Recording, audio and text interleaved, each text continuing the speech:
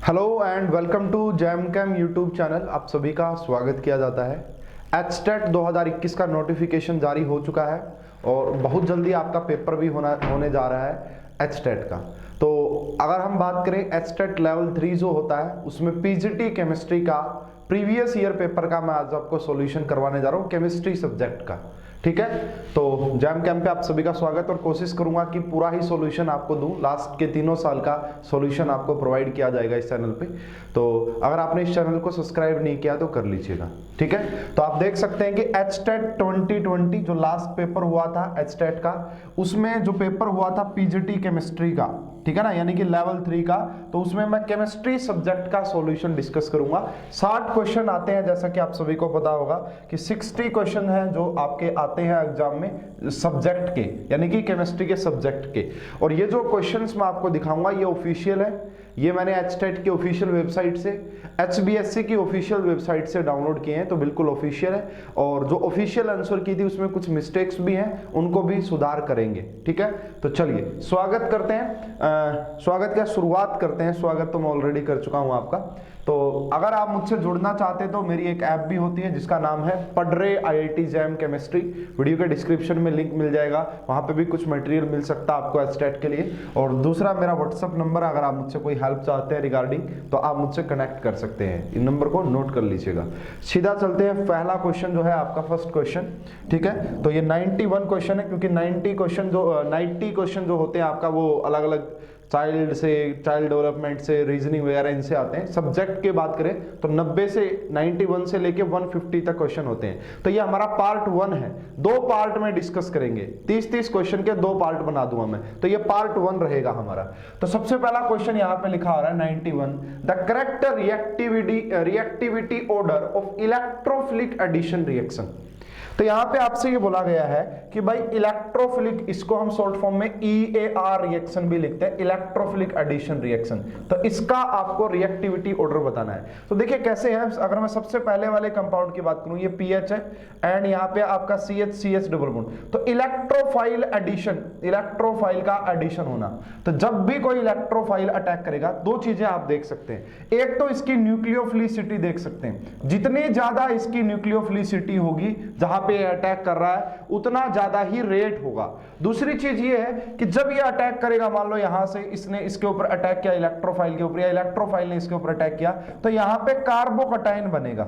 यहां पे क्या बनेगा, ये मान लो कि आपका CH2 पॉजिटिव एंड ये आपका यहां पे इलेक्ट्रोफाइल आके चिपक गया है। तो इस कार्बोकटाइन की स्टेबिलिटी भी आप देख सकते हो, जितना स्टेबल ये कार्बोकटाइन बनेगा उतना ही ज्यादा रेट होगा। तो न्यूक्लियोफिलिसिटी भी देख सकते हो, है ना, एंड दूसरा है कि आप कार्बोकटाइन की स्टेबिलिटी भी देख सकते हो। तो यहां पे हमारे पास जो मॉलिक्यूल है, डिफरेंस देखिए कहां पे आ रहा है। अगर सबसे पहले हम बात करें यहां पे भी कार्बन कार्बन का डबल बॉन्ड और यहां पे फिनाइल लगा हुआ PH, यहां पे कार्बन कार्बन डबल बॉन्ड के साथ PH भी लगा हुआ है, CH3 भी लगा हुआ है और एक और CH3 लगा हुआ है। ठीक है, यहां पे 2 PH लगे हुए हैं और एक CH3 लगा हुआ है। यहां पे NO2 लगा हुआ है। देखिए अगर आप NO2 की बात करोगे तो ये -M इफेक्ट शो करता है ना, ये इलेक्ट्रॉन को विड्रॉ करता है। तो अगर मान लो यहां पे कार्बोकटाइन बन रहा है और यहां पे आपने क्या लगा दिया, इसके ऊपर NO2 लगा दिया। किसके ऊपर NO2 लगा दिया, डायरेक्ट जो है कहने का मतलब यहां पे अगर आप NO2 लगा दोगे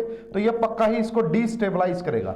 या दूसरी बात समझिए कि NO2 तो इलेक्ट्रॉन विड्रॉ करेगा, इलेक्ट्रॉन डेंसिटी को कम कर देगा। तो सबसे अगर आप बात करोगे इनमें से लीस्ट रिएक्टिव कौन होगा, तो वो फोर्थ ऑप्शन है, उसकी रिएक्टिविटी सबसे कम होगी क्योंकि ये -M। तो फोर्थ देखिए, पहला ऑप्शन में 3rd दे रखा है, ये इनकरेक्ट हो गया।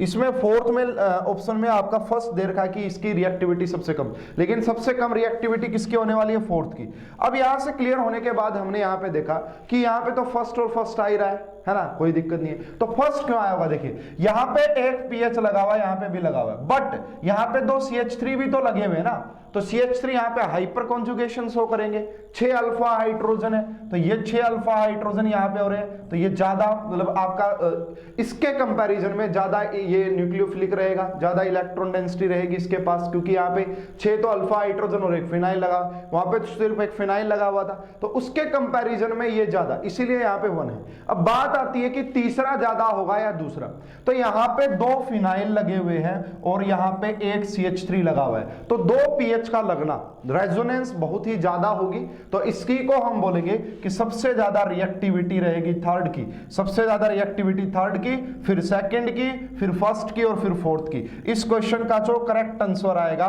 वो सेकंड आएगा, इस क्वेश्चन का जो करेक्ट आंसर आएगा वो सेकंड आएगा। तो इसमें आप स्टेबिलिटी ऑफ कार्बोकेटाइन भी देख सकते थे एंड यहाँ पे आप इलेक्ट्रॉन डेंसिटी का ऑर्डर भी देख सकते थे, उससे ये क्वेश्चन इजीली सॉल्व हो जाता, कोई ज्यादा प्रॉब्लम वाली बात नहीं थी। चलिए अब नेक्स्ट क्वेश्चन देखते हैं, क्वेश्चन नंबर 2 कहूंगा मैं इसको, विच of the following statement about interstitial compound. अब ये इंटरस्टिशियल कंपाउंड होते क्या है, आपने ये जरूर पढ़ा होगा कि जो ट्रांजिशन मेटल होती हैं या जो डी ब्लॉक के एलिमेंट्स होते हैं वो इंटरस्टिशियल कंपाउंड की फॉर्मेशन करते हैं। देखिए होता क्या है, जो ये डी और एफ ब्लॉक की जो मेटल्स होती हैं, डी या एफ ब्लॉक की मेटल्स जो होती हैं ये अपना जैसे लैटिस शो करती हैं, जैसे HCP शो कर दिया, FCC शो कर दिया, तो इनके बीच में क्या रह जाते हैं, वॉइड्स खाली रह जाते हैं, इनके बीच में कुछ स्पेस खाली रह जाता है। उस स्पेस के अंदर अगर आप कोई मेटल भर दोगे या कुछ भी भर दोगे, जैसे इंटरस्टिशियल हाइड्राइड भी होते हैं, इंटरस्टिशियल कार्बाइड भी होते हैं, अगर उस वॉइड्स में हाइड्रोजन H नेगेटिव जाके फंस गया तो हमें उसे बोलेंगे इंटरस्टिशियल हाइड्राइड, कार्बाइड जाके फंस गया तो इंटरस्टिशियल कार्बाइड, और कोई और अगर इंप्योरिटी जाके फंस रही तो उसको इंटरस्टिशियल कंपाउंड बोला जाता है। ठीक है, अब इसके बारे में इनकरेक्ट स्टेटमेंट आपसे पूछ रहा कि करेक्ट नहीं इनकरेक्ट। सबसे पहला पॉइंट है they have higher melting points than pure metal. Yes, बिल्कुल सही बात है। देखिए जो पहले डी ब्लॉक की मेटल थी उसके बीच में वैकेंट स्पेस था, ये वॉइड्स थे, तो इसकी वजह से वहां पे वॉइड्स खाली थे, तो इसलिए मेल्टिंग पॉइंट जो है जैसे ही वो वॉइड्स भी भर जाएंगे तो मेल्टिंग पॉइंट्स इंक्रीज कर जाते हैं। तो पहला पॉइंट तो बिल्कुल करेक्ट स्टेटमेंट है, तो इसको आप हटा दीजिए, ये आंसर नहीं होगा। There retain metallic conductivity. Yes, metallic conductivity वैसे की वैसे बनी रहेगी, उसके ऊपर कोई भी अफेक्ट नहीं पड़ने वाला, हालांकि थोड़ी सी इंक्रीज भी हो जाएगी क्योंकि पहले जहां पे वॉइड था वहां से इलेक्ट्रॉन डेंसिटी वहां से भी आपका फ्लो हो पाएगा, तो ये भी बिल्कुल करेक्ट है, इसको हटा दीजिए। They are chemically reactive. क्या ये फिर केमिकली रिएक्टिव रहेंगे? नहीं, फिर ये केमिकल रिएक्टिव रहने वाले नहीं है क्योंकि जो वॉइड्स खाली था वो भरा जा चुका है, तो यहां पे हम ये कहेंगे कि अब ये केमिकली रिएक्टिव नहीं रहेंगे, अब अनरिएक्टिव बन जाएंगे। और स्पेशली एक बात और ध्यान रखना भाई, जो ये इंटरस्टिशियल कंपाउंड है, specially interstitial hydride, CSR net में एक बार क्वेश्चन आया था, तो ये जो है नॉन स्टाइकियोमेट्रिक इन नेचर होते हैं, कुछ इस टाइप से आपको देखने को मिलेंगे, HFH 2.17, तो इनको इंटरस्टिशियल हाइड्राइड बोलते हैं, नॉन स्टाइकियोमेट्रिक कंपाउंड भी इन्हें बोला जाता है। उसके बाद तो यहां से कहने का मतलब है कि ये इनकरेक्ट स्टेटमेंट हो गई, इस क्वेश्चन का करेक्ट आंसर तीसरा आना चाहिए था। They are much harder than pure metals. बिल्कुल सही बात है, ज्यादा हार्डर होंगे, ज्यादा मेल्टिंग पॉइंट होंगे, रीजन वही कि वो जो खाली स्पेस था वो भरा जा चुका है, ये इसका रीजन था। इस क्वेश्चन का करेक्ट आंसर तीसरा आना चाहिए था। नेक्स्ट क्वेश्चन पे चलते हैं और देखते हैं। यस, बहुत ही इजी क्वेश्चन है एंड डेंसिटी से रिलेटेड, हालांकि इसका आंसर ऑफिशियल आंसर की में गलत दिया हुआ था, अगर आप कैलकुलेट करेंगे तो यहां पे सीजियम ब्रोमाइड क्रिस्टलाइज इन BCC, तो अगर यहां पे BCC लिखा हुआ है तो Z की वैल्यू क्या आएगी, इफेक्टिव नंबर ऑफ एटम्स क्या होते हैं BCC के अंदर, 2 होते हैं भाई, 2, इसको आप करेक्ट कीजिएगा। यूनिट सेल लेंथ आपको दे रखी है, A की वैल्यू आपको दे रखी है कितनी, ये रहा जी 36.6 पिकोमीटर है, और आप सभी को बताना चाहिए कि एक पिकोमीटर के अंदर 10 की पावर -10 सेंटीमीटर होते हैं।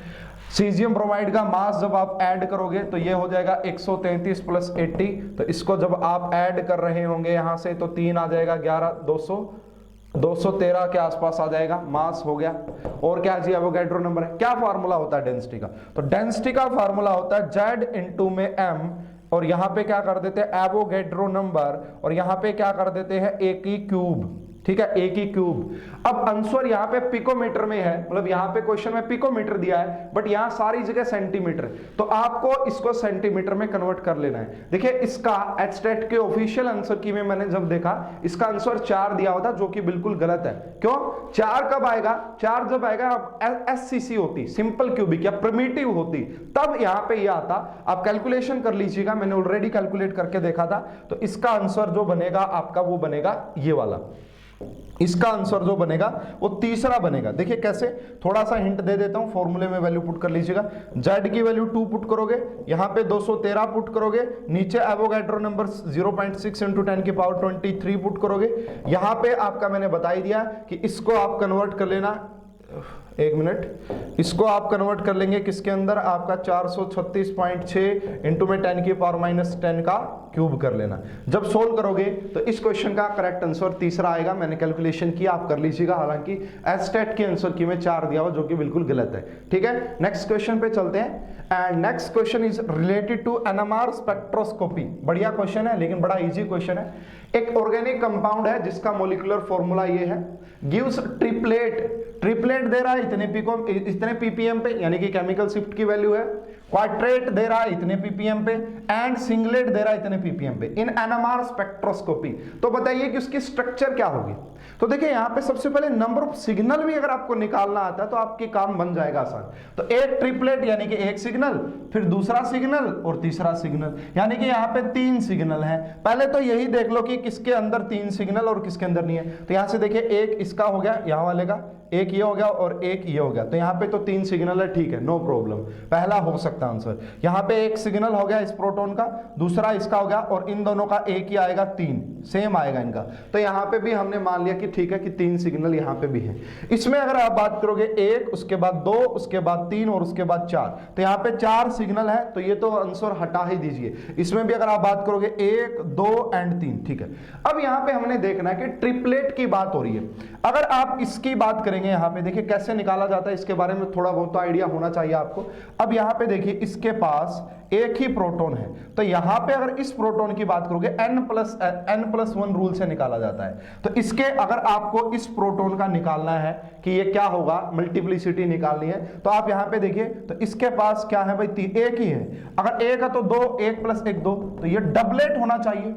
यहाँ पे मतलब ये वाला प्रोटॉन तो डबलेट होना चाहिए, बट हमारे आंसर में हमारे क्वेश्चन में ट्रिपलेट, क्वाड्रेट एंड सिंगलेट है। इसका मतलब इसको हटा देते हैं, ये ए भी नहीं पॉसिबल होगा, ए भी नहीं पॉसिबल होगा। इसके अगर आप बात करोगे, यहाँ पे भी देखिए ये डबलेट, ये वाला जो प्रोटॉन होगा ये डबलेट होगा, तो डबलेट हो ही नहीं सकता। हमारा क्वेश्चन का आंसर जो है वो 4th आ जाएगा। अभी मैं इसको प्रूव भी करके दिखा देता हूँ कि कैसे। देखिए अगर आप इसकी बात करेंगे, यहाँ पे इस मॉलिक्यूल को ध्यान से देखिएगा, ये रहा, इसके बाद CH2 एंड इसके बाद C डबल बॉन्ड OH। अगर आप इसकी बात करोगे, इस प्रोटॉन की, इसके बगल में जो कार्बन है उसके ऊपर 0 हाइड्रोजन है, तो ये बनेगा आपका सिंगलेट, क्योंकि N+L से 0+1 सिंगलेट बन गया। इसके पास देखिए, इसके पास इसके बगल वाले पे 3 लगे हुए हैं, 3, तो 3 + 1 करोगे तो 4, ये बनेगा क्वाड्रेट। इसकी अगर आप बात करोगे, इसके बगल वाले पे 2 लगे हुए हैं, तो 2 + 1 करोगे तो 3। तो बिल्कुल परफेक्ट डाटा बैठ रहा है इसके लिए। 4th इस क्वेश्चन का करेक्ट आंसर 4 आना था। तो ये मैंने सिर्फ नंबर ऑफ सिग्नल से और मल्टीप्लिसिटी से आपको सोल्व करके बता दिया, ठीक है। तो अटेम्प्ट कर लीजिएगा इसको। Next question is related to surface chemistry. आसान सा क्वेश्चन है, ये भी आपका गोल्ड नंबर से related. On addition of 1 ml solution of 10% NaCl to 10 ml gold solution is in the presence of इतने ग्राम ऑफ स्टार्च। देखिए इस बात को आप समझिएगा। तो यहाँ पे द प्रिवेंटेड, तो गोल्ड नंबर ऑफ स्टार्च आपको बताना है। तो देखिए यहाँ पे भी जो वेट दिया रहता है ना, अगर ये वेट मिलीग्राम में होता तो वही उसका स्टार्च का गोल्ड नंबर होता है। अगर ये वेट मिलीग्राम में होता तो वही स्टार्च का गोल्ड नंबर भी होता है। तो इसको मिलीग्राम में कन्वर्ट कर लो। हमें तो ये पता ही है कि 1 ग्राम के अंदर कितने मिलीग्राम होते हैं भाई, 100 मिलीग्राम होते हैं, ठीक है। तो यहाँ पे आप क्या कर लीजिए, 0.025 की मल्टीप्लाई कर दीजिए 100 से, और जैसे ही करेंगे तो ये 25 मिलीग्राम आ जाएगा। और यहाँ पे 25 ही इस क्वेश्चन का करेक्ट आंसर भी आना था, यही इसका गोल्ड नंबर भी हो जाता, gold number of starch. Surface chemistry से रिलेटेड है ये क्वेश्चन आपका। नेक्स्ट क्वेश्चन पे चलते हैं और देखते हैं क्या कह रहा है। This is related to coordination chemistry और काफी बढ़िया क्वेश्चन है। आपको यहाँ पे नोट ट्रू बताना कि इनमें से कौन सा ट्रू नहीं है। Halide ligands form high spin complex. देखिए हलाइड की बात जो कर रहे हैं यहाँ पे, हम किसकी बात कर रहे हैं, X नेगेटिव की। जैसे F नेगेटिव हो गया, Cl नेगेटिव हो गया, Br नेगेटिव हो गया। तो ये जनरली है ना, ये आपका वीक फील्ड लिगेंड की कैटेगरी में आते हैं। ये आपका वीक फील्ड लिगेंड की कैटेगरी में आते हैं। अगर ये वीक फील्ड रहेंगे तो यहां पे पेयरिंग होगी नहीं। अगर पेयरिंग नहीं होगी तो इसी टाइप के कॉम्प्लेक्स को तो हम हाई स्पिन कॉम्प्लेक्स बोलते हैं। इसी टाइप के कॉम्प्लेक्स को तो हम हाई स्पिन, क्योंकि यहां पे पेयरिंग होगी नहीं, ज्यादा अनपेयर्ड इलेक्ट्रॉन रहेंगे तो ज्यादा स्पिन रहेगी। इसका मतलब ये है कि हमारा पहली वाली स्टेटमेंट तो बिल्कुल करेक्ट है, हटा दीजिए, हमसे नॉट ट्रू।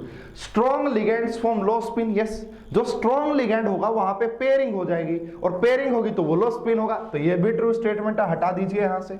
ये कह रहा है FeF6 3 negative is inner orbital complex. आइए समझते हैं नेक्स्ट स्लाइड्स में, मैं समझा देता हूं आपको इसको, क्योंकि यही इस क्वेश्चन का आंसर भी है। तो देखिए यहाँ पे Fe एंड F6 और 3 नेगेटिव लगा हुआ है, तो यहाँ पे आयरन का जो ऑक्सीडेशन नंबर है वो आपका है +3, तो यहाँ पे D5 रहा होगा। अब हमें ये पता है अगर ये आपका D5 है 1 2 3 4 5 1 2 3 4 5, तो यहाँ पे पेयरिंग होने वाली नहीं है। क्यों? क्योंकि अभी अभी मैंने आपको पढ़ाया F नेगेटिव तो आपका वीक फील्ड लिगेंड होता है। अगर यहाँ पे पेयरिंग नहीं होगी तो इलेक्ट्रॉन कहाँ पे जाएंगे? ये अगर आपका 3D है, ये आपका 4s है, ये आपका 4p है, इसके बाद 4d रहा होगा, तो यहाँ पे कहाँ जाएंगे? एक यहाँ पे, मतलब यहाँ पे, यहाँ पे, यहाँ पे, यहाँ पे क्या हाइब्रिडाइजेशन आ जाएगी?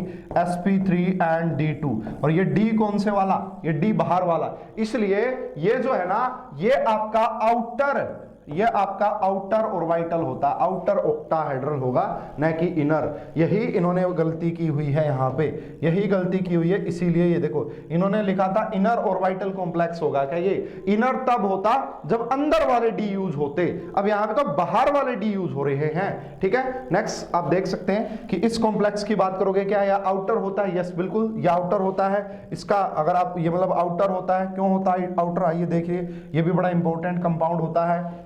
ठीक है, NiCl4 N2 नेगेटिव है यहाँ पे, तो यहाँ पे निकल बनेगा +2। अगर निकल +2 का मतलब होता है D8 और Cl यहाँ पे होता है वीक फील्ड लिगेंड 1 2 3 4 5 1 2 3 4 5 6 7 8।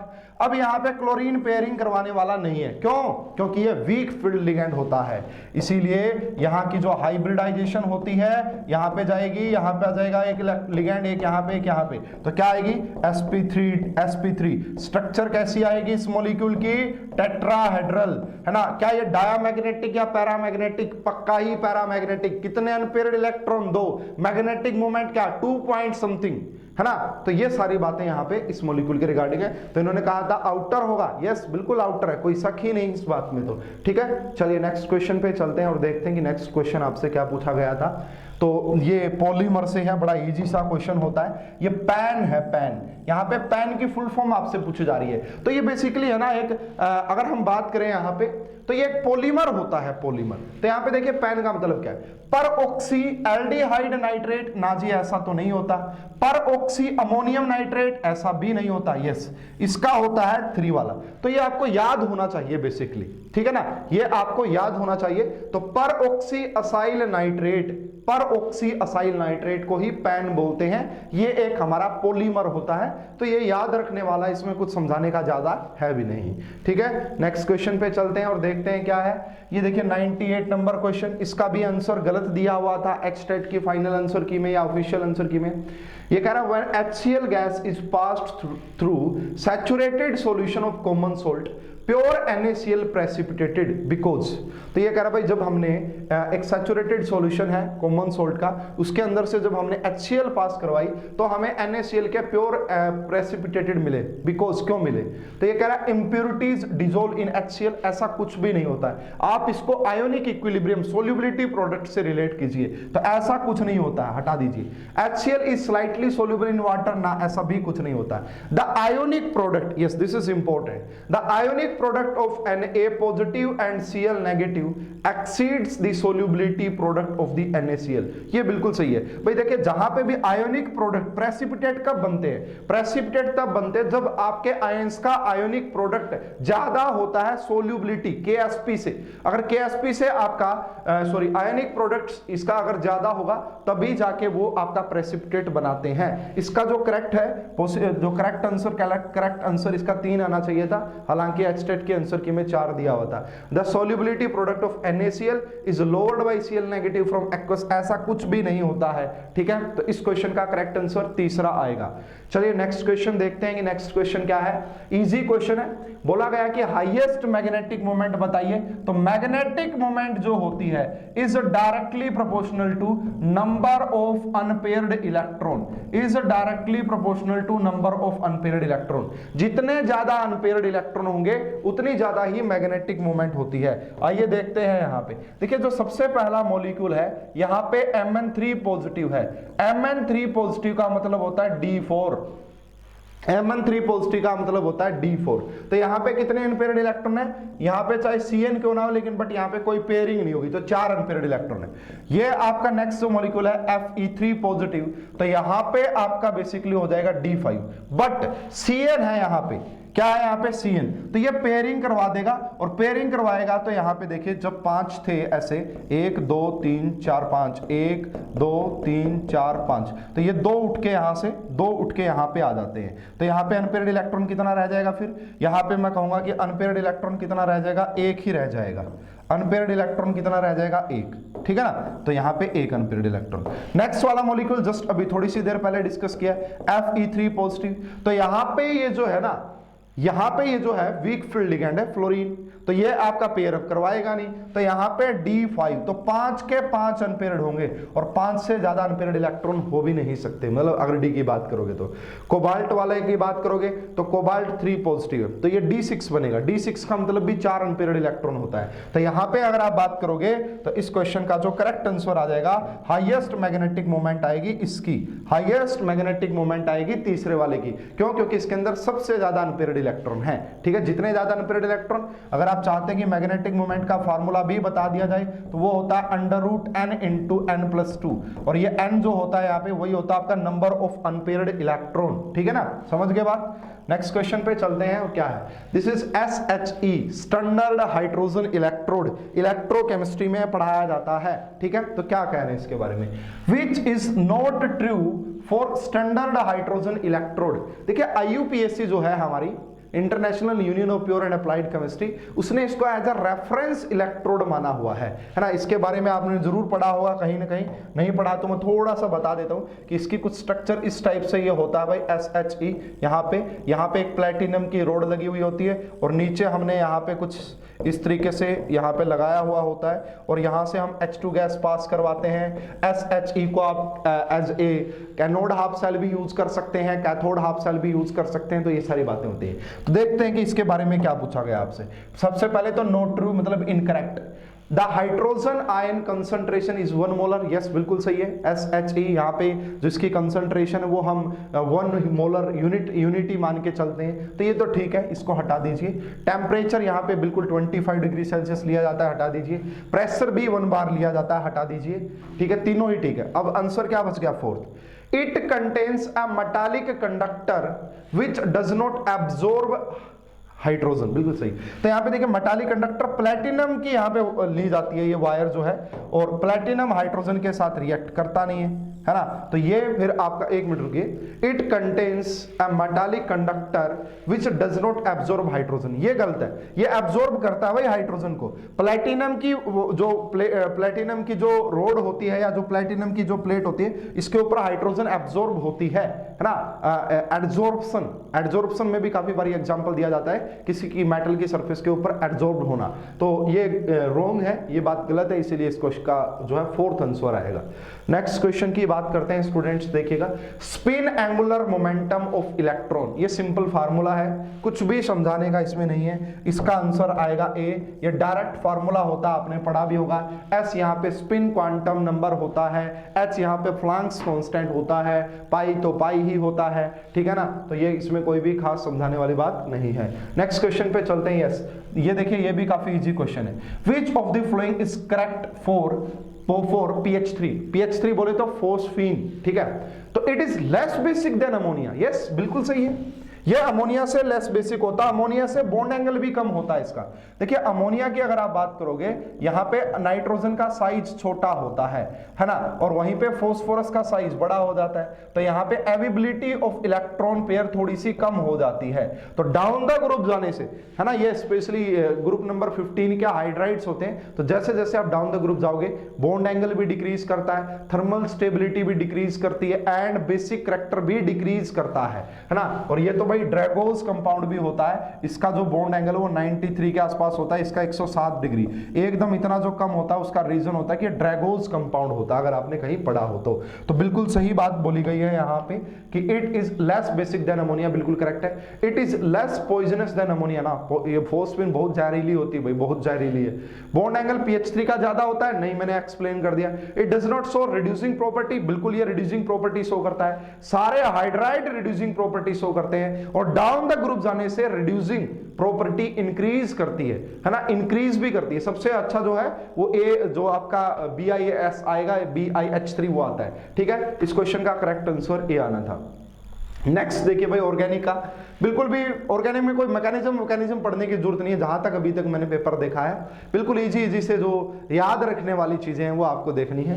तो predict the product of the following reaction, तो याद काफी मतलब इजी दिया गया है यहाँ पे आपको। एक मिनट इसको थोड़ा सा जूम कर लेते हैं ताकि आप इसको अच्छे से देख पाओ। तो ये बेसिकली एक आपका दिया हुआ सेकेंडरी अमाइन है, अगर आप यहाँ पे ध्यान से देख पा रहे हो, इसको मैं थोड़ा सा और जूम करने की कोशिश करता हूं, तो यहाँ पे देखिए एक सेकेंडरी अमाइन दिया गया है, ठीक है, ये रहा जी आपका सेकेंडरी अमाइन। इसकी रिएक्शन NaNO2 एंड HCl के साथ करवाई गई है। तो बताइए यहाँ पे क्या प्रोडक्ट मिलेगा। तो देखिए इसमें जो है भाई, वैसे तो अगर आप देखते हैं, अगर आप यहाँ पे एनिलीन लेते तो डाइजोनियम सोल्ट आपको मिलता था, अगर यहाँ पे आप लेते एनिलीन तो यहाँ पे आपको डाइजोनियम सोल्ट मिलता था। बट अगर आप कोई भी सेकेंडरी अमाइन लेंगे, N2 पॉजिटिव एंड Cl है ना, बट आप कोई भी सेकेंडरी अमाइन लेंगे तो यहाँ पे आपको नाइट्रोसो वाला प्रोडक्ट मिलता है, तो ये नहीं मिलेगा। तो मतलब यहाँ पे ये टेस्ट भी होता है पर्टिकुलर, आप बोल सकते हैं, तो यहाँ पे ये तो नहीं मिलता है भाई। हाँ ये जरूर मिलता है, यहाँ पे बी प्रोडक्ट मिलता है इसका, और ये ऑयली येलो कलर का कंपाउंड होता है ना, ये बेसिकली आपका ऑयली येलो कलर का कंपाउंड होता है। तो ये इस क्वेश्चन का करेक्ट आंसर आना था। यानी कि आपने करना क्या है, यहाँ पे जो हाइड्रोजन उसकी जगह NO लगा देना है, नाइट्रोसो, ठीक है ना, समझ में आ गई बात। तो इस क्वेश्चन का जो करेक्ट आंसर है वो बी आना था, कोई खास मैकेनिज्म है ही नहीं, ठीक है। तो इजी सा क्वेश्चन था, समझ में आ जाना चाहिए। नेक्स्ट क्वेश्चन फिर से ऑर्गेनिक केमिस्ट्री से है, तो यहाँ पे है ट्राइक्लोरो एसिटल्डिहाइड, जिसे हम शॉर्ट फॉर्म में क्लोरेट बोलते हैं। जब आप इसकी रिएक्शन करवाते हैं क्लोरोबेंजीन के साथ in the presence of sulphuric acid, तो बताइए क्या बनेगा। तो बनता है DDT, है ना, ऐसा ही बनता है ना, DDT बनता है, क्या बनता है भी देखते हैं। देखिए जब आप इसकी रिएक्शन करवाएंगे ClCH3 एंड आप CH डबल बॉन्ड O के साथ, तो यहाँ पे आपको 2 मोल लेने पड़ेंगे भाई। यहाँ पे आपको जो क्लोरोबेंजीन है उसके 2 मोल लेने, एक ये रहा क्लोरोबेंजीन एंड दूसरा ये रहा आपका क्लोरोबेंजीन। तो यहाँ पे क्या भाई, यहाँ पे भी प्रोटॉन है, यहाँ पे मतलब हाइड्रोजन है यहाँ पे। तो आपको करना क्या होगा इस रिएक्शन में, यहाँ से ये बाहर निकाल देना है, बस यहाँ से पानी बाहर निकाल देना है, ठीक है। तो जैसे ही आप पानी बाहर निकालोगे CCl3 तो हो ही गया यहाँ पे, देखिए मतलब जो है यहाँ पे ये कार्बन इसके पास लगा हुआ है ये, और इसके साथ लगे हुए हैं 2 क्लोरोबेंजीन, 2 क्लोरोबेंजीन, एक यहाँ पे लगा दो, चाहे एक यहाँ नीचे लगा सकते हो, और इसी के ऊपर क्या लगा हुआ है, इसी के ऊपर इस वाले के कार्बन के ऊपर लगे हुए 3 क्लोरीन। तो इसका नाम क्या बनेगा। देखो ऐसा कौन सा आपको ऑप्शन नजर आ रहा है, ऐसा कौन सा ऑप्शन आपको नजर आ रहा है, तो ऑप्शन नंबर ए ही ऐसा नजर आ रहा है, हमें ऑप्शन नंबर ए ही नजर आ रहा है। तो इसको, इस कंपाउंड का जो नाम होता है डाइक्लोरो, है ना, देखो इसे बोला जाएगा डाइक्लोरो, एक हो गया, एक मिनट, डाइक्लोरोबेंजीन, और इसको बोला जाता है फिर ट्राइक्लोरो DTD, ऐसा कुछ बोला जाता है यार, इसका नाम होता है पूरा एक, ठीक है। तो देख लेना क्या नाम होता है, तो डाइक्लोरोबेंजीन एंड ट्राइक्लोरोइथीन, ऐसा कुछ इसका नाम होता है। तो आप एक बार इसको देख लीजिएगा, अपने एंड पे जो भी नाम है ए प्रोडक्ट जरूर यहाँ पे बनेगा, ठीक है। नेक्स्ट क्वेश्चन, बहुत ही बढ़िया क्वेश्चन, इसका भी आंसर एस्टेट की आंसर की में गलत था। देखिए सबसे पहले यहाँ पे देखते हैं कि कैसे इसको हम बताएंगे। तो देखिए सबसे पहले तो यहाँ पे सबसे पहले है कि आप नेमिंग करनी है आपको, लोएस्ट लोकेट रूल। अगर यहाँ से देखोगे तो यहाँ से दूसरे नंबर पे डबल बॉन्ड आ रहा है और यहाँ से दूसरे नंबर पे फंक्शनल ग्रुप आ रहा है, तो फंक्शनल ग्रुप को ज्यादा प्रायोरिटी दी जाएगी, एल्डिहाइड को या क्लोरीन को। ठीक है, तो मान लेते हैं कि हम यहाँ से नंबरिंग करेंगे। पहली बात तो ये है, तो यहाँ पे देखिए 1, उसके बाद 2, उसके बाद 3, उसके बाद 4, उसके बाद 5, उसके बाद 6। इसमें कोई खास प्रॉब्लम नहीं है।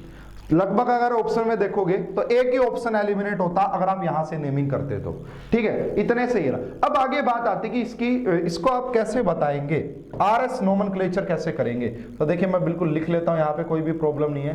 तो ये हो गया सी क्लोरीन एंड यहाँ पे हो गया आपका CHO। तो भाई आपने CIP रूल पढ़ा होगा, ये आगे चलता जाएगा। आपने CIP रूल पढ़ा होगा, तो CIP रूल में हम प्रायोरिटी देते हैं। तो सबसे ज्यादा प्रायोरिटी मिलती है हाईएस्ट एटॉमिक नंबर को, फिर मिलती है भाई जो यहाँ पे ऑक्सीजन लगा हुआ है इसको, तीसरी प्रायोरिटी इसको क्योंकि इसके साथ पूरी चेन लगी हुई है, और फोर्थ प्रायोरिटी है। तो अब यहाँ पे देखिए फोर्थ प्रायोरिटी ना तो वेज पे आ रही और ना ही डैश पे आ रही, तो इसके लिए हम इवन इंटरचेंज कर देते हैं। इवन इंटरचेंज का मतलब ये होता है यहाँ पे भाई आप एक को, ये देखिए इन दोनों को आपस में चेंज कर दो, इन दोनों को आपस में चेंज कर दो, क्योंकि हमें फोर्थ प्रायोरिटी या तो वेज पे लेके आनी है या डैश पे लेके आनी है। तो मान लेते हैं कि इसको हमने 3 बना दिया, इसको हमने 1 बना दिया, तो ये एक बार चेंज हुआ, ओड इंटरचेंज, ओड चेंज है ना। एक बार करने का मतलब ओड हो गया, ओड में कॉन्फ़िगरेशन चेंज हो जाती है, इवन करना। तो यहाँ पे आ जाएगा 4 और यहाँ पे आ जाएगा 2, है ना। अब जो नया नोमेनक्लेचर वो ये हो गया, बस यहां से देखिए इसको हटा दीजिए। अब जो येलो से दिख रहा था ये रहा।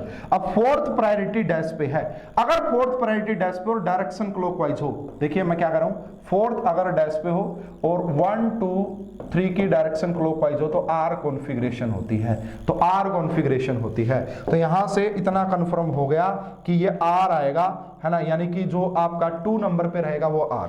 तो इस फोर्थ ऑप्शन को एलिमिनेट कर देते हैं। अब यहाँ पे भी 2 आर है, यहाँ पे भी 2 आर। अब इसकी बतानी है डबल बॉन्ड की, इसके लिए भी हम CIP रूल का यूज करते हैं। देखिए अगर आप यहाँ पे बात करेंगे, ये ब्रोमीन है, इसको फर्स्ट प्रायोरिटी दी जाएगी, ऊपर वाले को सेकंड। यहाँ पे प्रोटॉन लगा हुआ है, इसको नीचे वाले को first priority, highest atomic number, और इसको सेकंड। तो देखिए यहाँ पे आ रहा है 1 के सामने 2, तो 1 के सामने 2 आता है तो जेड नोमेनक्लेचर होता है वो। अगर 1 के सामने 2 आता है तो जेड नोमेनक्लेचर होता है, 1 के सामने 1 या 2 के सामने 2 होता तो ई नोमेनक्लेचर होता है। तो इसका मीनिंग बनेगा ए आंसर आएगा, इसका ए, इसका आंसर ए आएगा। हालांकि एचटेट के आंसर की में 2 दिया हुआ था जो कि गलत है, A is the correct answer. चलिए नेक्स्ट क्वेश्चन पे चलते हैं, देखते हैं नेक्स्ट क्वेश्चन क्या कहता है। बहुत बढ़िया क्वेश्चन है, बहुत इजी सा क्वेश्चन है ये भी। तो देखिए यहाँ पे क्या है, सबसे पहले यहाँ पे OH लगा हुआ और HBr, तो सब्स्टिट्यूशन रिएक्शन होगी। पहला स्टेप ये होगा कि यहाँ पे आप सब्स्टिट्यूशन करवा दीजिए, तो यहाँ पे लग जाएगा जी Br आके। उसके बाद यहाँ पे आपका KCN है, तो फिर से सब्स्टिट्यूशन करवा दीजिए, C6H6CH2 एंड यहाँ पे लग जाएगा CN। और जब भी आप CN का हाइड्रोलिसिस करते हैं, acidic hydrolysis H positive and water के साथ, तो जो CN होता है वो कार्बोक्सिलिक एसिड के अंदर कन्वर्ट हो जाता है। तो यहाँ पे हो गया C5CH2 and C double bond OH। इसका क्या नाम है, इसको क्या बोलेंगे, तो C क्या बनेगा, बेंजोइक एसिड। बेंजोइक एसिड जब होता है इसके डायरेक्टली अटैच पे C डबल बॉन्ड OH होता। उसके बाद फिनाइल इथेनोइक एसिड, तो ये फिनाइल हो गया और ये इथेनोइक एसिड हो गया। ठीक है, इस क्वेश्चन का जो करेक्ट आंसर है वो 2 आ जाएगा। इस क्वेश्चन का जो करेक्ट आंसर वो 2 आ जाएगा। सबसे पहले 2 बार सब्स्टिट्यूशन, यहाँ पे Br ने OH को सब्स्टिट्यूट कर दिया, उसके बाद CN ने जो है Br को सब्स्टिट्यूट कर दिया, उसके बाद acidic hydrolysis of cyanide, nitrile भी बोल सकते हो, जिससे कि कार्बोक्सिलिक एसिड बनता है। क्वेश्चन का correct answer phenyl ethanoic acid आ जाएगा।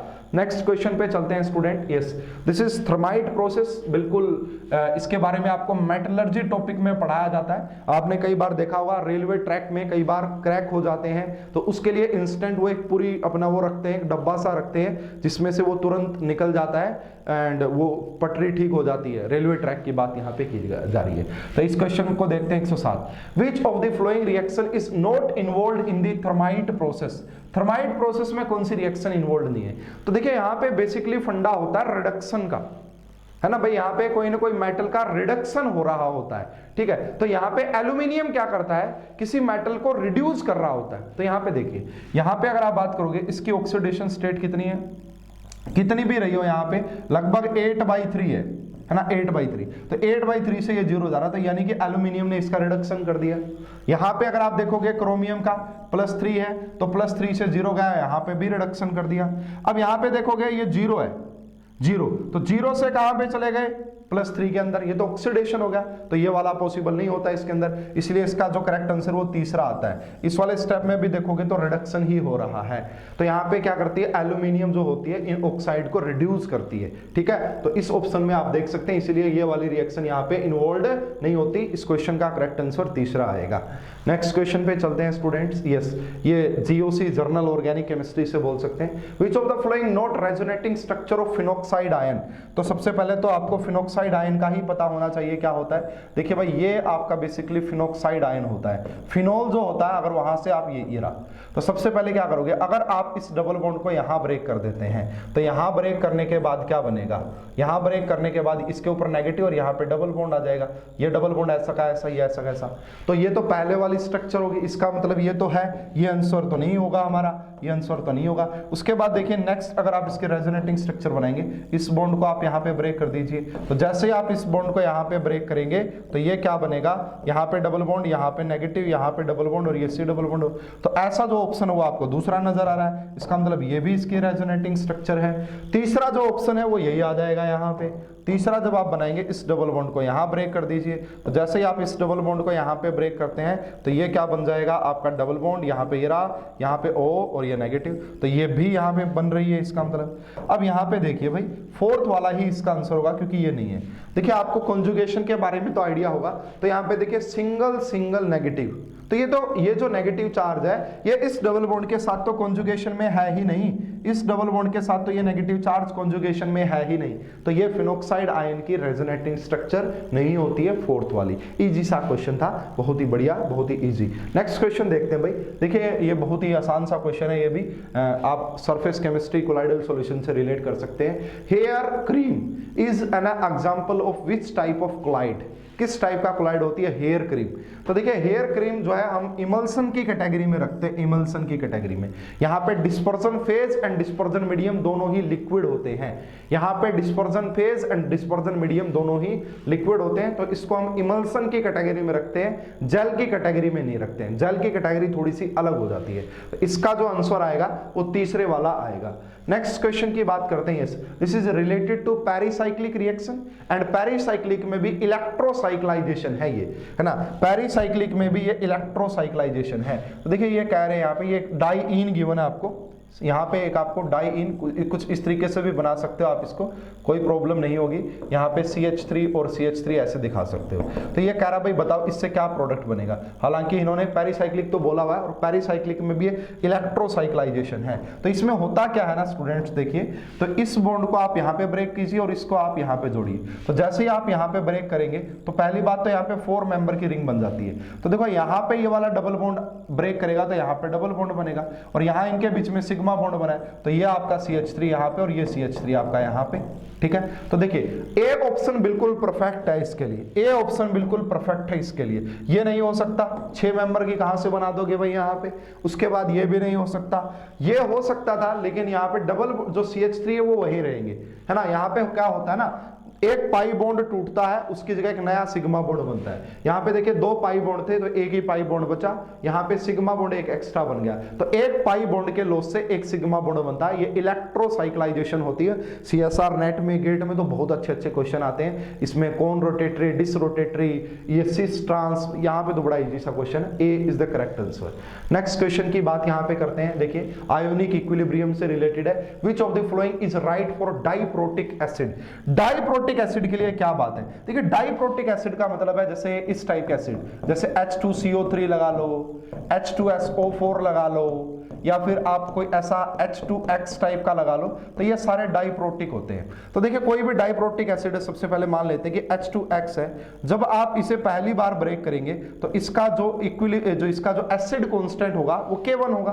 तो जैसे ये जाएगा तो ये HX नेगेटिव में ब्रेक होगा, एंड प्लस में इसने H पॉजिटिव निकाला, ठीक है। अब जब दूसरे की बात करोगे तो ये HX नेगेटिव है, और इससे जब आप निकालेंगे Ka2, तो यहां पे क्या आएगा, X2 नेगेटिव आएगा, और यहां से एक और प्रोटॉन बाहर बाहर निकलेगा, यहाँ से एक और प्रोटॉन। तो देखिए ये बोला गया कि इन दोनों में क्या रिलेशन होता है। तो देखिए ऊपर वाला जो Ka1 होता है एसिड कांस्टेंट, वो अच्छा होता है एज कंपेयर टू Ka2। ऐसा क्यों? देखिए भाई यहाँ पे अगर आप बात करोगे प्रोटॉन कहाँ से जा रहा है, एक अनायनिक स्पीसीज से जा रहा है। यहाँ पे जो प्रोटॉन वो न्यूट्रल से निकले था और यहाँ से अनायनिक से, तो यहाँ पे प्रोटॉन का निकलना इतना आसान नहीं होगा। तो इसीलिए इसकी इसके जो एसिड कांस्टेंट की वैल्यू वो कम होती Ka2 वाली, पहले वाले की ज्यादा और दूसरे वाले की कम हो जाएगी। तो यहां पे आप इसका जो आंसर लगाएंगे वो क्या लगाएंगे, Ka2 ज्यादा होगा? नहीं, बिल्कुल भी नहीं होगा ऐसा, तो है ना। यस, इसका आंसर जो होगा वो सेकंड वाला होगा, क्योंकि ये इजीली प्रोटॉन, ऊपर वाला इजीली प्रोटॉन दे पा रहा है, अच्छा एसिड है, इसीलिए वहां पे Ka1 ज्यादा होगा। एसिडिक स्ट्रेंथ के जितनी ज्यादा Ka की वैल्यू होती है उतनी ज्यादा ही एसिडिक स्ट्रेंथ भी होती है। तो इस तरीके से रिलेट कर सकते थे इस क्वेश्चन को। नेक्स्ट क्वेश्चन की बात करते हैं यहाँ। यस, देखिएगा भाई बहुत बढ़िया क्वेश्चन है ये भी, ठीक है, एस्ट्रिफिकेशन टाइप का ही क्वेश्चन लगाइए। सैलिसिलिक एसिड है, सैलिसिलिक एसिड का फार्मूला है, सैलिसल्डिहाइड होता तो क्या होता भाई, है ना। तो यहाँ पे ये OH होता है और यहाँ पे अगर आपने C डबल बॉन्ड OH लगा रखा है, इसी को अगर यहाँ पे CHO होता सैलिसल्डिहाइड बोलते हैं। अगर यहाँ पे ये एसिड लगा दिया तो सैलिसिलिक एसिड। इसकी रिएक्शन करवाई गई है मिथेनॉल के साथ, और जब आप किसी एसिड की रिएक्शन अल्कोहल के साथ करवाते हैं इन दी प्रेजेंस ऑफ एसिड, तो वहां पे एस्टर बनना तय है। तो यहाँ पे एस्टर बना दीजिए, कोई भी प्रॉब्लम नहीं होगी। OH ऐसा का ऐसा रहेगा, ये C डबल बॉन्ड O, ये O ऐसा कैसा, एंड यहाँ से CH3 उठ के आ जाएगा, एस्ट्रिफिकेशन हो जाएगी। और इसी को बोला जाता है आपका ऑयल ऑफ विंटर ग्रीन। इसी को क्या बोला जाता है, ऑयल ऑफ विंटर ग्रीन। इसी को ऑयल ऑफ विंटर ग्रीन बोला जाता है। तो इसको यहाँ पे जो स्मेल आएगी, गिव स्मेल ऑफ, किसकी स्मेल देगा ये, ऑयल ऑफ विंटर ग्रीन की स्मेल देगा। क्वेश्चन का करेक्ट आंसर सेकंड वाला आ जाएगा, ठीक है। चलिए नेक्स्ट क्वेश्चन देखते हैं स्टूडेंट्स क्या कह रहा है। बड़ा इजी सा क्वेश्चन है मेटलर्जी से। विच of the following is carbonate और ऑफ जिंक। भाई इनमें से कौन सा कार्बोनेट और है जिंक का। तो देखिए जिंक ब्लेंड जो होता है बेसिकली ZnS, ये तो सल्फाइड और होता है, ये तो आंसर नहीं हो सकता। हाँ, कैलामाइन की अगर आप बात करोगे तो बिल्कुल जो आपका जिंक कार्बोनेट होता है उसी को कैलामाइन के नाम से जाना जाता है। तो इस क्वेश्चन का जो करेक्ट आंसर है वो सेकंड आ जाएगा। याद रखने वाला क्वेश्चन है, और भी पढ़ के जाइएगा, जो भी एचटेट 2021 दे रहे हैं और पढ़ के जाइएगा।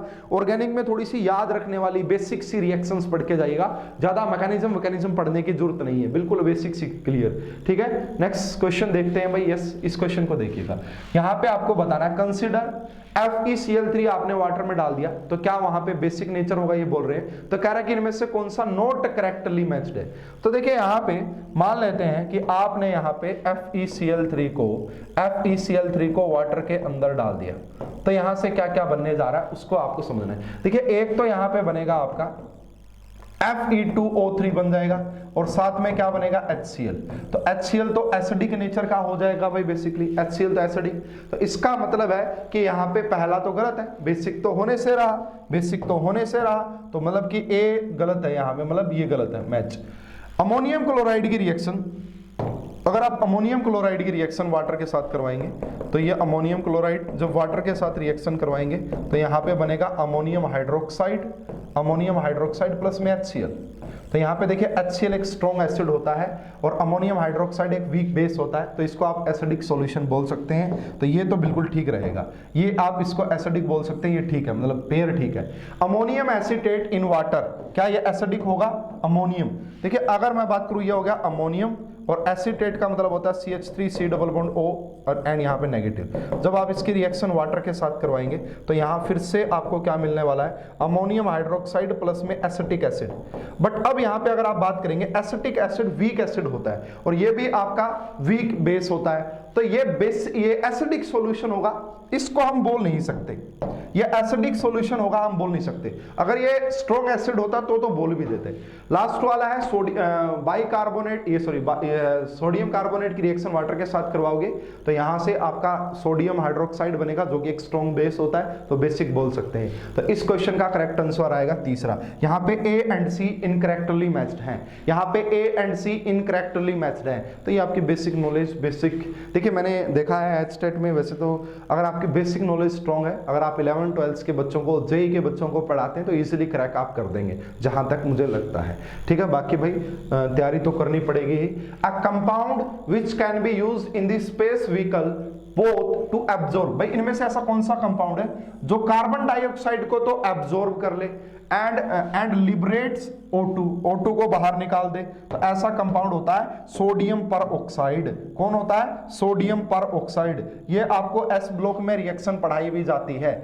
Na2O2 की रिएक्शन जब आप करवाते हैं किसके साथ? CO2 के साथ, तो यहां से आपको क्या मिलता है? यहां से आपको मिलता है सोडियम कार्बोनेट, ठीक है, Na2CO3 और साथ में यहां से क्या होती है? ऑक्सीजन बाहर निकलती है। तो इसने CO2 को CO2 का एब्जॉर्ब कर दिया एंड O2 वहां पे लिबरेट होती है, तो इसलिए इस क्वेश्चन का करेक्ट आंसर आता है सोडियम पर ऑक्साइड। ठीक है, एंगुलर नोड्स। देखिए भाई इस क्वेश्चन बड़ा इजी सा क्वेश्चन है, बड़ा छोटा सा क्वेश्चन होगा, ज्यादा कुछ है नहीं। इसमें आपको बताना है कि number of angular nodes in d orbital.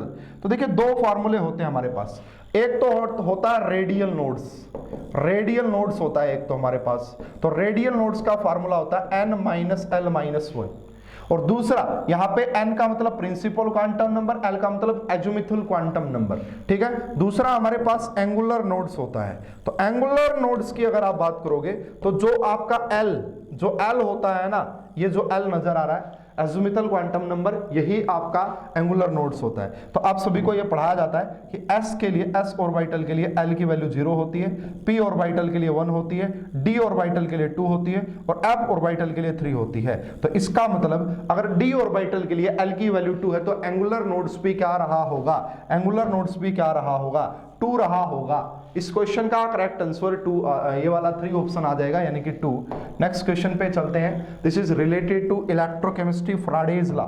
ठीक है, तो ये देखिए बहुत आसान सा क्वेश्चन है। कह रहा है कि एक फैक्ट्री है, 40 किलो कैल्शियम हमें मिला 2 आवर्स बाय इलेक्ट्रोलिसिस, एंड जब हमने सेम चार्ज एल्यूमिनियम के अंदर पास करवाया 2 घंटे के लिए सेम चार्ज, तो बताइए कि कितना एल्यूमिनियम मिलेगा। देखिए भाई वैसे तो फॉर्मूले यूज कर सकते हो आप बहुत सारे, लेकिन मेरा थोड़ा सा अलग कंसेप्ट होता है, इसके पीछे बड़ा आसान सा कंसेप्ट होता है। देखिए आपको एक ही बात अगर पता है तो पूरा फ्राडेज लॉ, फर्स्ट लॉ चाहे सेकंड लॉ, सारे सोल्व हो जाते हैं। वो ये है कि जितने, अगर आपके पास n number of equivalent, n number of equivalent है, अगर आपके पास n नंबर ऑफ इक्विवेलेंट होते हैं तो वहां पे आपको n फराडे चार्ज वहां पे आपको मिलेगा। तो सबसे पहले आप क्या कीजिए, आप कैल्शियम का जो चार्ज निकाल लीजिए, क्योंकि वही चार्ज से तो यहां पे, तो कैसे निकालेंगे? देखिए आपको वेट दे रखा 40 किलो, इसको आप डिवाइड कर दीजिए इसके मोलिकुलर वेट के कैल्शियम से। तो किलो को मैं ग्राम में कन्वर्ट कर लेता हूं भाई, उसके बाद मैंने इसको जब यहां से किया तो ये इससे कैंसल आउट हो गया, तो मेरे पास ये क्या आ गया भाई? देखिए गिवन वेट बाय में molecular weight, gram atomic weight, तो ये क्या आ गया मेरे पास? मोल्स। जब हम मोल्स की मल्टीप्लाई कर देते हैं किससे? n फैक्टर से। कैल्शियम के ऊपर चार्ज कितना होता है? 2 कैल्शियम। जब हम मोल्स की मल्टीप्लाई कर देते हैं n फैक्टर से तो नंबर ऑफ इक्विवेलेंट्स आ जाते हैं। तो यहाँ पे 2000 नंबर ऑफ इक्विवेलेंट्स हैं, यहाँ पे 2000 नंबर ऑफ इक्विवेलेंट्स हैं। ठीक है, तो जितने इक्विवेलेंट होते हैं उतने ही फैराडे चार्ज होता है। तो यहाँ पे इसका मतलब है कि यहाँ पे 2000 इक्विवेलेंट्स हैं। अब इसके केस में भी 2000 रहे होंगे क्योंकि 2000 फैराडे 2000, ठीक है, नो प्रॉब्लम।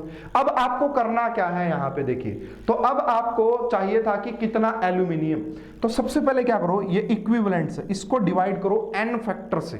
तो n फैक्टर एल्यूमिनियम का 3 होता है क्योंकि एल्यूमिनियम के ऊपर 3 पॉजिटिव चार्ज होता है, तो 3 से डिवाइड करो, तो ये आ गए मोल्स। जब आपने नंबर ऑफ इक्विवेलेंट्स को n फैक्टर से डिवाइड किया, मोल्स आ गए। इस मोल्स की मल्टीप्लाई कर दो इसके ग्राम, इसके वेट से, तो एल्यूमिनियम का 27 दे रखा है, तो यहाँ पे जब आप सोल्व करोगे तो 9, तो यहाँ से बन रहा आपका 18000, लेकिन ये ग्राम में है, अभी इसको किलोग्राम में कन्वर्ट करोगे, तो ग्राम में जब आप कन्वर्ट करोगे तो क्वेश्चन का करेक्ट आंसर आ जाएगा ये। देखो भाई, होप कि आपको समझ में आ गया होगा, आसान है, एक फॉर्मूले यूज में करता ही नहीं हूं। ये कंसेप्ट इतना बढ़िया है कि फैराडे लॉ का कोई भी क्वेश्चन रुकता ही नहीं है। ग्रेड 2021 में भी एक फैराडे लॉ का क्वेश्चन आया था, इस कंसेप्ट से आप इजीली उसको सोल्व कर पाते। ठीक है, नेक्स्ट क्वेश्चन के पास चलते हैं। नेक्स्ट क्वेश्चन क्या कहता है, बड़ा इजी सा क्वेश्चन है भाई ये भी, है ना। विच of the flowing properties of alkali metal increase with atomic number rises. तो डाउन द, देखिए अल्कली मेटल्स कौन कौन सी होती हैं? Lithium, sodium, potassium, rubidium, caesium, francium. तो डाउन द ग्रुप जाने से एटॉमिक नंबर तो डाउन द ग्रुप जाने से इंक्रीज करेगा, तो मेटालिक कैरेक्टर इंक्रीज करता है, ठीक है। रेडियस भी इंक्रीज करती है क्योंकि डाउन द ग्रुप जाने से साइज, मेल्टिंग पॉइंट डिक्रीज करते हैं, डेंसिटी का कोई वैसे तो इंक्रीज करती है लेकिन कोई रेगुलर ऑर्डर नहीं होता, फिर भी आप इसको इंक्रीज में रख सकते हैं, आयनाइजेशन एंथैल्पी पक्का ही डिक्रीज करती है। तो इनमें से बताइए कौन सी, तो इसका आंसर आएगा करेक्ट ए बी डी। हालांकि आप एक एक्सेप्शन भी होता है भाई, वैसे नो अगर इन जनरल आप बात करोगे डेंसिटी इंक्रीज करती है, लेकिन यहाँ पे इन दोनों में एक्सेप्शन होता है कि वैसे ज्यादा हो किसकी होनी चाहिए थी, पोटेशियम की, बट पोटेशियम की डेंसिटी सोडियम से कम होती है, लेकिन इन जनरल आप बोल सकते हैं कि डाउन द ग्रुप जाने से डेंसिटी इंक्रीज करती है। ठीक है, तो इस क्वेश्चन का करेक्ट आंसर सेकंड आ जाना चाहिए था। चलिए नेक्स्ट क्वेश्चन के ऊपर चलते हैं, ये भी एस ब्लॉक से रिलेट है। Alkali metal dissolved in liquid ammonia, then which of the following observation is not true? It becomes bronze color on the concentration. ऐसा देखिए ब्रॉन्ज कलर हो जाता है, बोल सकते हैं, ठीक है, तो बोल सकते हैं not true. Solution turns blue due to the solvated electron, ठीक है, यहां पे क्या होता है ना, एक अमोनिएटेड इलेक्ट्रॉन निकलता है, उस अमोनिएटेड इलेक्ट्रॉन की वजह से काफी चेंजेस देखने को मिलते हैं। सॉल्यूशन बिकम कंडक्टिंग, यस, उस अमोनिएटेड इलेक्ट्रॉन की वजह से कंडक्टिविटी बढ़ जाती है। इट बिकम्स डायामैग्नेटिक, यही इनकरेक्ट है भाई, वो सोल्वेटेड इलेक्ट्रॉन की वजह से, उस अमोनिएटेड इलेक्ट्रॉन की वजह से वो पैरामैग्नेटिक नेचर का होता है, न कि डायामैग्नेटिक, तो ये इसमें गलत है, ये इसमें गलत है, तो तीसरा इस क्वेश्चन का करेक्ट आंसर आना था। तो भाई यहां पे चलते हैं 120, लास्ट क्वेश्चन है हमारा पार्ट 1 का, उसके बाद पार्ट 2 डिस्कस करेंगे। तो ये काफी इजी सा क्वेश्चन है, आयोनिक इक्विलिब्रियम से रिलेट करता है। यहां पे बोला गया कि AX3 है, तो बताइए कि इसका सोल्यूबिलिटी प्रोडक्ट क्या होगा, तो AX कैसे ब्रेक होगा, A3 पॉजिटिव में ब्रेक होगा, प्लस में 3X नेगेटिव में ब्रेक होगा, तो यहां पे इसके लिए S यूज करेंगे और इसके लिए 3S यूज करेंगे। तो भाई सोल्यूबिलिटी प्रोडक्ट निकालने का क्या तरीका होता था, KSP का, तो यहां पे S लिखा और यहां पे लिखा 3S, जितना भी इसका पावर हो वही लगा देना, जितना भी इसका पावर हो वही लगा देना, ठीक है। तो यहां पे हो गया S और यहां पे हो गया 27 का S क्यूब, तो ये कितना हो गया 27S4, क्या हो गया 27S4। तो ऐसा जो है आपको ऑप्शन नंबर 1 नजर आ रहा है, ऐसा जो है आपको ऑप्शन नंबर 1 नजर आ रहा है। तो ये था भाई हमारा एचस्टेट 2020 है ना, 1 से लेके 30 क्वेश्चंस का सॉल्यूशन पार्ट 1 में। नेक्स्ट पार्ट में हम डिस्कस करेंगे आगे के 30 क्वेश्चन, तो वो भी बहुत जल्दी आपको मिल जाएगा। होप कि ये सेशन आपको काफी पसंद आया होगा, आपके कंसेप्ट क्लियर हुए होंगे और यह आपके एग्जाम में काफी ज्यादा हेल्प भी करेगा। अगर वीडियो अच्छी लगी है तो लाइक और शेयर जरूर कीजिएगा। आप सभी का बहुत बहुत धन्यवाद, थैंक यू।